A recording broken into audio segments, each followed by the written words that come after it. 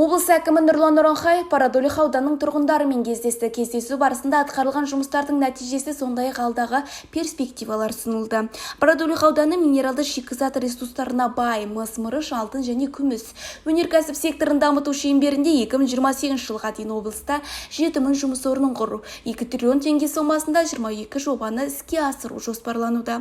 Қазірдің өзінде 5 инвестициялық жоба іске асырылып, 140 жұмыс орны ашылды. Жыл соңына дейін 17,2 миллиард теңге тағы 7 жоба іске қосу арқылы 385 жұмыс орнын құру көзделінген. Сондай-ақ ауыл ел бесігі бағдарламасы аясында 102 жоба іске асырылмақ. Оның ішінде блок модульді Қазандық және Жаңа Шүлбі ауданында 1,1 шақырым жылу желісінің құрылысы, сондай-ақ ауданның 3 ауылында көше жарығын орнату жұмыстары басталынды.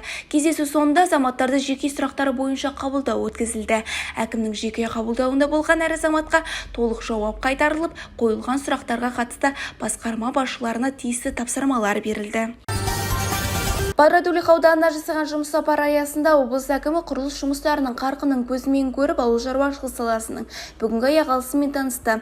Мәселен, Петропавл ауылында Ақмола облысындағы Родина ауылының тәжірибесіне сүйене отырып, майлы дақылдар өсіру жоспарлануда. Жобаны іске асырумен труд шаруа қожалығы айналысады. Сонымен қатар аймақ басшысы ауыл ел бесігі жобасы аясында жүзеге асырылып жатқан дене шынықтыру, сауықтыру кешені құрылысының барысымен, сондай-ақ мемлекет басшысының бұқаралық спорт және дене шынықтыруды дамыту туралы жолдауы аясында жүзеге асырылып жатқан іс-шараларымен танысты. Мердігер мекеме 2024 жылдың тамыз айында кешенді аяқтау жоспарлануда екендігін айтты. Сапар барысында басқарма басшысына және Бородулиха ауданының әкімі Айдар Ибраевқа, сонымен қатар мердігер ұйымдарға нысандардың құрылысын белгіленген мерзімде аяқтау және жұмыс қарқынын жеделдету тапсырылды. Өткен жұмада Абай облыстық мәслихатының кезекті 16-шы сессиясы өтті. Оған облыс әкімі Нұрлан Нұраңхаев, мәслихат төрағасы Қуаныш Сүлейменов, басқарма басшылары, қоғам қайраткерлері мен депутаттар қатысты. Сессия барысында Нұрлан Нұраңхаев атқарылған жұмыстар туралы есеп берді. Жалпы облыс бюджетінің көлемі өткен жылы 64%-ға өсіп, 428 миллиард теңгені құрады. Облыстың 2023-2027 жылдарға арналған әлеуметтік экономикалық дамуының кешенді жоспары қабылданып, инвестиция көлемі 1,9 триллион теңгені құрады. Жоспарға 102 іс-шара кіреді. Халықты таза ауыз сумен қамтамасыз ету өткен жылы 5720 адамда қамтылған 6 нысан пайдалануға берілді. Облыста орталықтандырылған сумен қамтамасыз ету үлесі 92,8%-ды құрады.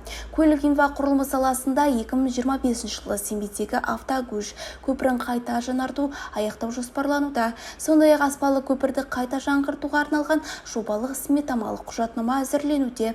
Қоғамдық көлікті дамыту жұмыстары жалғастыруда. Өткен жылы 70 автобус сатып алынды, ал биыл тағы 100 автобус сатып алу жоспарлануда, деді облыс әкімі өз сөзінде. Өткен аптада Қазақстан Республикасының қаржы вице-министрі Дәурен Темірбеков Семей қаласының тұрғындарымен кездесті. Қазақстан Республикасы президентінің тапсырмасын іске асырудағы Қазақстанда халық үніне құлақ асатын мемлекет тұжырымдамасын іске асыру шеңберінде бюджет саласындағы өзекті мәселелерді талқылап, Абай облысының тұрғындарымен ашық диалог құрды. Кездесу барысында қаржы вице-министрі Дәурен Темірбеков Қазақстан Республикасының жаңа бюджет кодексінің әзірленуіндегі негізгі бағыттар туралы Абай облысының халық қатынасын бюджетті іске асыру және ұлттық қор балаларға жобасы жөнінде баяндама жасады. Бұдан бөлек 2024 жылы республикалық бюджеттен Абай облысын дамытуға бөлінген қаражат туралы айтылды. 29 маусым күні Мәңгілік ел көшесіндегі Арбатта ертісім еркіндіктің бесігі атты 3 күнге созылған суретшілердің аймақтық пленерінің салтанаты жабылып өтті. Аймақтық пленерге Шығыс Қазақстан облысы, Астана, Семей қалаларынан жиыны 17 қылқалам шеберлері қатысып, алғыс хат және арнайы сертификаттармен марапатталды. Семей қаласының мәдениет және тілдер дамыту бөлімінің басшысы Маржан Бахатова пленер жұмысына қатысқан барлық қылқалам шеберлеріне алдағы еңбектеріне шығармашылық табыстар тілей отырып, зор алғыс білдірді. Семей қаласының әкімдігінің ұйымдастыруымен сенбі күні жергілікті тауар өндірушілер мен қаланың көтерме саудагерлерінің қатысуымен әлеуметтік маңызы бар азық-түлік тауарларының жәрмеңкесі өтті. Жәрмеңкеге ұсынылған өнімдерді тамашалауға және қала тұрғындарымен дидарласуға қала басшысы Нұрбол Нұрсағатов қатысты. Жәрмеңкеге Абай облысының 30-дан астам азық-түлік өндіруші кәсіпорны мен көтерме саудамен айналысатын кәсіпкерлер өз өнімдерін ұсынды.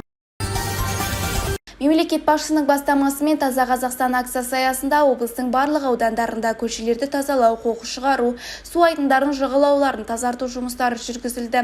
Сондай-ақ акцияға қатысушылар ескерткіштерді, гүлзарларды және басқа да орындарды абаттандырды. Облыс аумағында 10-ға жуық түрлі акция өтті.